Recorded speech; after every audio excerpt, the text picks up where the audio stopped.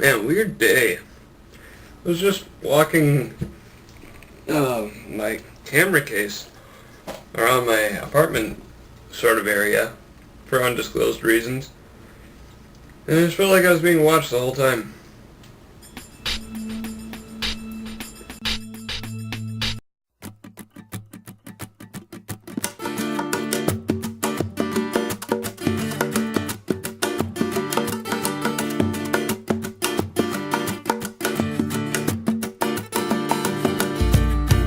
Alright, two things. Number one, I'm pretty tired.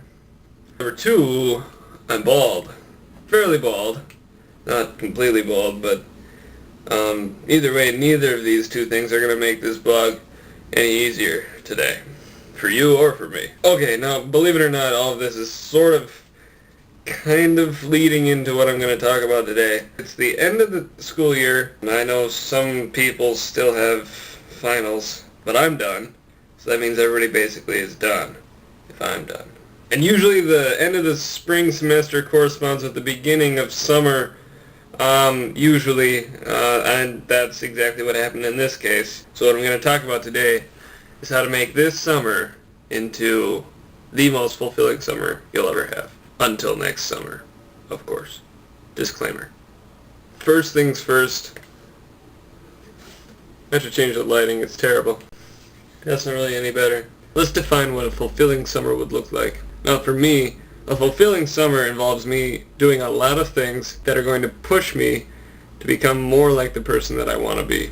Oh yeah, that sounds great. Let me clarify. Not everybody has to sell 10 houses over the summer. You know, that's some goofy thing that I decided I was going to do. But the difference between just having a summer that sort of just shoots by and you don't really remember any part of it, and a summer that you really, really appreciate for having changed the way you look at the world, is whether you actually make things happen as opposed to just letting things happen. Does not mean that it can't still be awesome. Heck, I plan to have an awesome summer. But this is a standard recipe for summer. You get into this sort of vague routine of getting up at noon and going to bed at 3 in the morning, and you say, well, I gotta appreciate this while I can because, you know, when fall semester starts, I won't be able to do this anymore. And so you pull that maneuver all summer, and it's like, boom, it's gone. And you can even be working a job and still have this problem. That'll help to provide some structure, but you're still not making your summer happen. That's just part of what's happening to you. I encourage everyone who watches this blog to make this the summer that you actually do something that you've been meaning to do for a long time. This is the summer that I learned how to play the guitar. This is the one. How do you do that? How do you just make that happen? You have to impose your own discipline on yourself.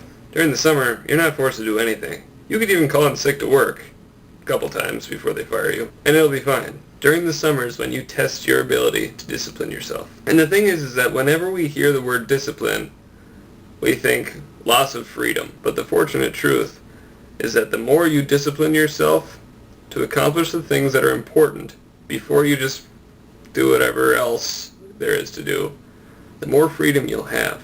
And we all know this, but when it comes to actually implementing it, we all stink. I am the biggest stinker of them all, as far as I know. Although I did get new laundry detergent. It's supposed to smell like fresh air. I look forward to smelling like fresh air. Here's the deal, guys. I have a hard time with discipline. I really do. But seriously, this summer could change your life. If you do all the same things that you've done every other summer, it's not going to change your life. Is your life exactly what you want it to look like? My guess is no, I hope not. Use this summer. Use it. Have fun. Make it awesome. But use it to change your life. To make that happen is not going to be easy. You're going to have to deny yourself some things. But I guarantee that denying yourself is not a bad thing. Because there's a reason you're denying yourself of it. It's probably not necessarily the best thing for you. And the more things that you can cut out of your life that are not good for you, the better off you'll be for the rest of your life. Start learning how to do it now, because most people never learn. One last thing. Find somebody to do this with. Find somebody to keep you accountable for the things that you're going to do. A human being works best when it's being held responsible for the things that it's going to do by another person. You still have to motivate yourself, you still have to discipline yourself, but it's just plain easier to do so when you've got somebody else that's helping you to do it. So here's what I'll do. If you message me or email me or call me or, whatever you want to do.